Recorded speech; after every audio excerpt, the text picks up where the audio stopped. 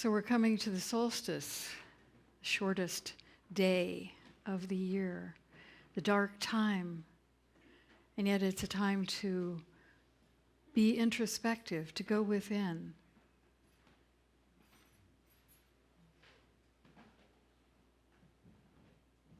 As Wordsworth said, our birth is but a sleep and a forgetting. The soul that rises with us, our life's star, hath elsewhere had its setting, and cometh from afar. Not in entire forgetfulness, and not in utter nakedness, but trailing clouds of glory, do we come from God, who is our home. Our birth is but a sleep and a forgetting. We don't think about our birth as a sleep, but we're forgetting where we came from.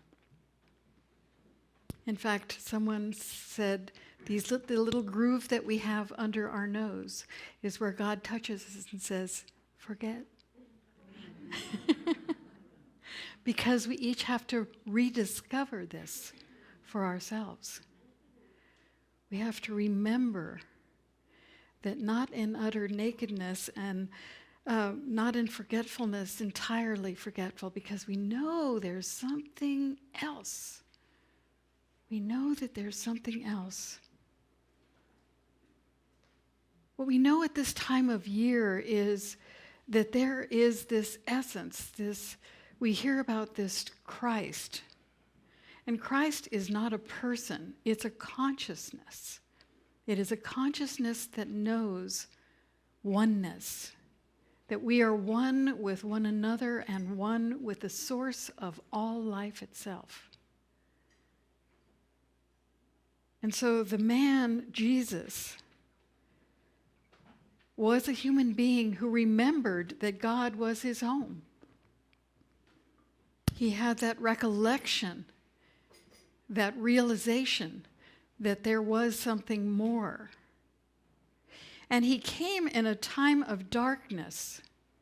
Now, he probably was actually born in the spring, but we celebrate this because it was the birth time of the god of the Roman soldiers who believed in this god named Mithras, and so December 25th is his birthday, and so to bring the centurions on board, they celebrated the birth of Christ at the birth of Mithras. So even though, but the thing is, as human beings, we need a celebration in the midst of the darkness. When the darkness comes, we have always celebrated with light. We have always celebrated that solstice. It's the darkest time, we have bonfires, we light candles, we have some kind of celebration that says, we know the light is coming back. We're celebrating the light in the midst of the darkness. And that is what we are called to do, is in our lives as well, that in the darkness we know, realize, recognize, and celebrate that the light is still there. We may not be able to see it, but it's still there. And knowing that it is that faith that we have in the invisible, the faith in things not seen. So he came at a time of darkness because the entire country was occupied by the Roman Empire. So they were being ruled by the Romans. And that was not a fun time. And he spoke of love, and he spoke of oneness, and he spoke of the presence of God, and he said, there are only two laws: love God and love one another. Love God and love one another. When you say love God, you're really saying love life. Love it all. Love nature, love humanity, love the cosmos. It is all part of that essence. Love it all, and love one another as the expression of that one, of that surrounding field of energy. He was not the king that the Hebrews had been waiting for. He was not the one who was going to conquer the empire. He was not the one who was going to raise an army. He raised the consciousness and the awareness of the presence of love. And eventually, that love took over the Roman Empire. No armies, no wars. And it took 300 years, but in 313, Constantine said it was no longer good to persecute the Christians. Yay! And in 380, Theodosius said that Christianity was the sole religion of the Roman Empire, which was saying something since it spread out from North Africa to Scotland. So it was a real, an essence that traveled. Houston Smith, I saw Houston Smith speak a long time ago. He is a religious scholar, and he said that the reason that Christianity spread so quickly, really, throughout all of the empire was that everyone could see how much they loved one another. Everyone could see how much they loved one another. That was the teaching. Love one another, love God. He also said the kingdom of God is within. And he also said, my kingdom is not of this world. And in this month's Science of Mind, they always have the Aramaic translation of the Bible, because Aramaic would have been the language that Christ was speaking to the people at that time. And so speaking in Aramaic, the word that they use for kingdom is called Malkutha. And that word means counsel, not kingdom. It means my counsel is with something outside of this physical manifestation. I'm getting my information, I'm getting my guidance from elsewhere. I am not adhering to the rules that have been set by this particular government, this particular set of rules and regulations that you've got going right here is not what governs me. What governs me is that still small voice within. What governs me is the presence of the divine that is absolutely right here and right now.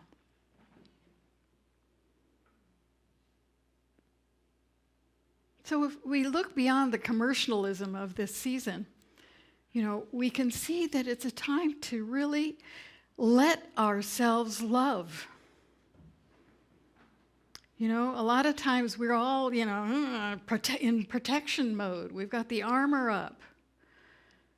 But in this season, we get together with people we know and maybe people we don't know, and we share food and laughter and music.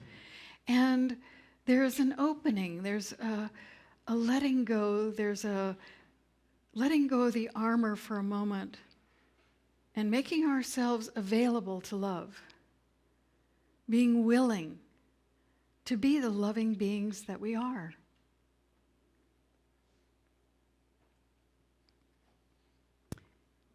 I've been reading this book, Dying to Be Me, by Anita Murjani. And I'll order some for the bookstore if you'd like to get a copy of it. But she was a woman who had end-stage lymphoma.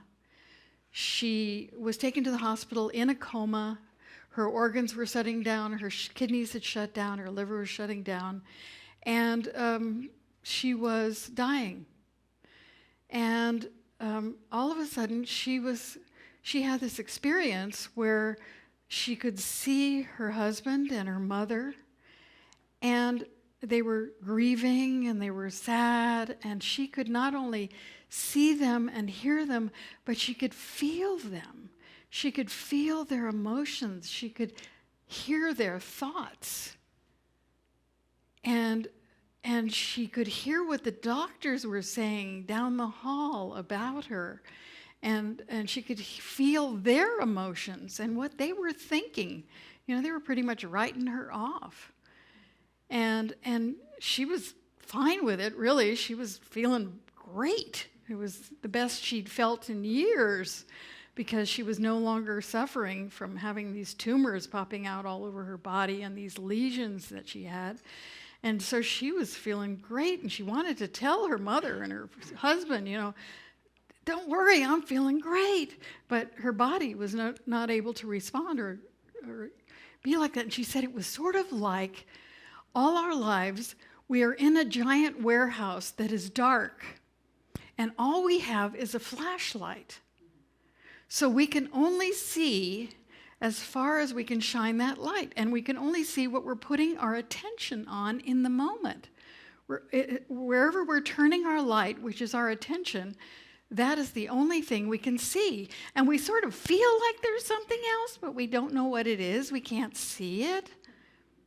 And then she said it was like somebody turned the lights on, and all of a sudden there was color. There was movement, there was sound, there were colors she had never seen before. There were a kaleidoscope of surround sound music that she had never experienced before. There was just so much going on, it was almost overwhelming. It was just being connected with everything and feeling vibrantly, violently, passionately alive, and being part of an aliveness that extended everywhere. Everything alive, everything vibrating with sound and light and color and emotion and warmth and feeling, all of it, all of it, all of it. Excuse me. And in that, she said, the vastness, complexity, and depth of everything going on around you is almost overwhelming. You get a feeling that you're part of something alive, infinite, and altogether fantastic, that you are part of a large and unfolding tapestry that goes beyond sight and sound. And even when the light goes off, nothing can take away your understanding and clarity, the wonder and beauty, or the fabulous aliveness of the experience. And she connects with her father, who had been dead for 10 years. She connects with her friend, who had been dead for 4 years. She connects with them.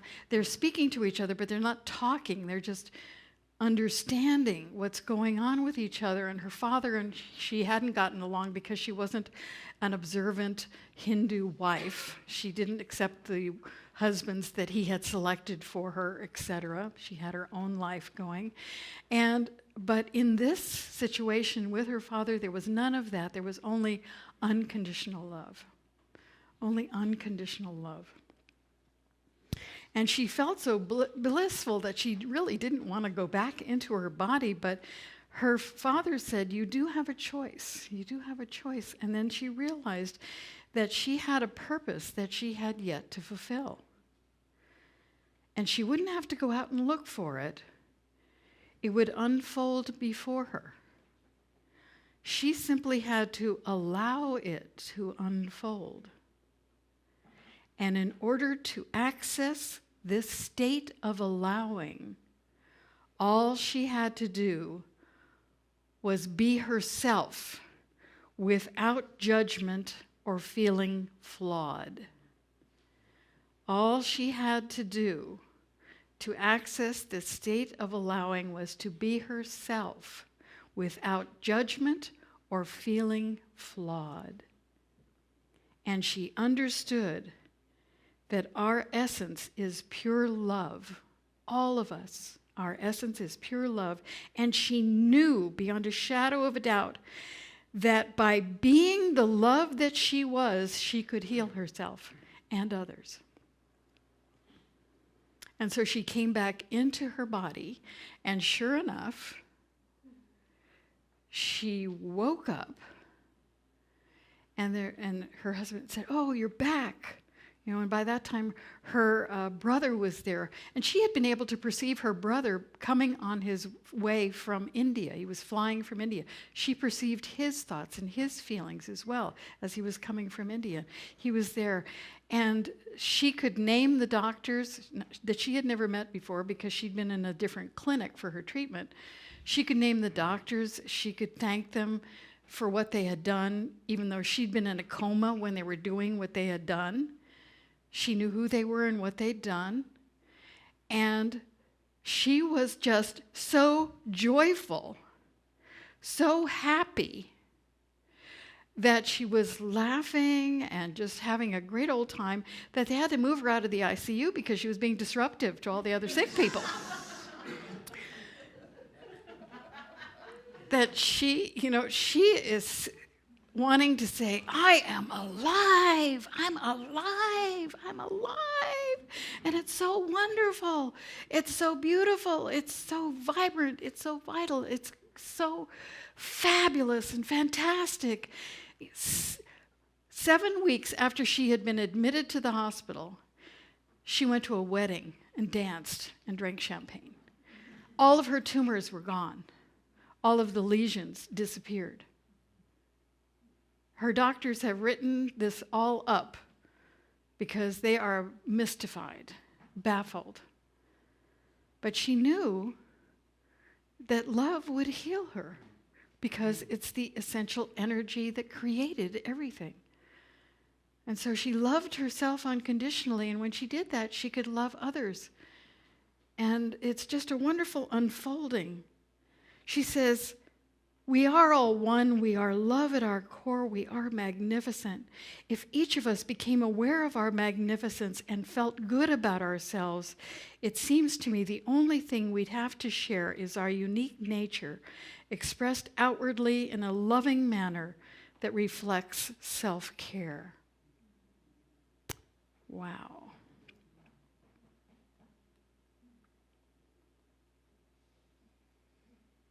I got the title of this talk, Clothing Ourselves in the Love of God, from a reading I did from our founder, Ernest Holmes, who was quoting a German mystic by the name of Jakob Boehme.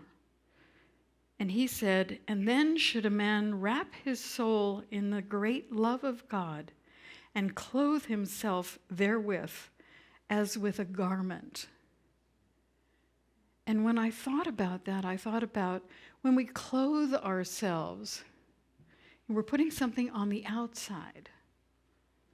And so I think he's asking us to shine forth on the outside what we are on the inside. To be the loving essence that we are, to express the love that we are. So I just invite you for a moment to just go within, and just for a moment,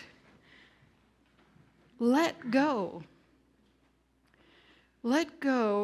of any fear, any judgment, any unforgiveness, any resentment, any grudge, anything that constricts the flow of the love that we are. And you can pick it up later if you want to, but you just for now, just let it go for a moment. Just let it go. I know you think it's not easy, but it really is. Just for this moment, imagine or remember the feeling of unconditional love. Maybe it was a partner, maybe it was a pet, maybe it was a child, maybe it was a friend. But that feeling or that fantasy of an unconditional love experience. Just feel that acceptance and that warmth and that love.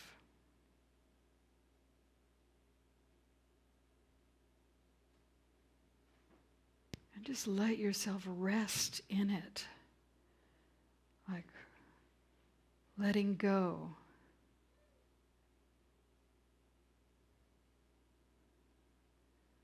I invite you to say with me, ah, ah.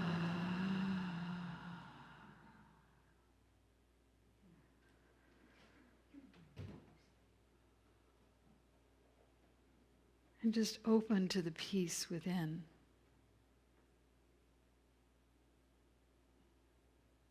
Allow yourself to feel into the joy and the magnificent miracle that your life is.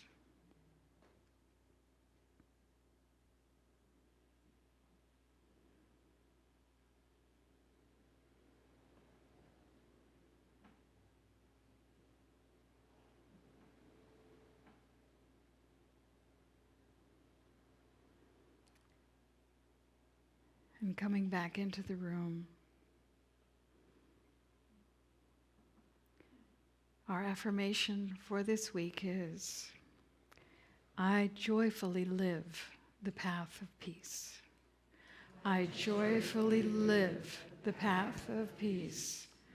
I joyfully live the path of peace. I joyfully live the path of peace. And so it is.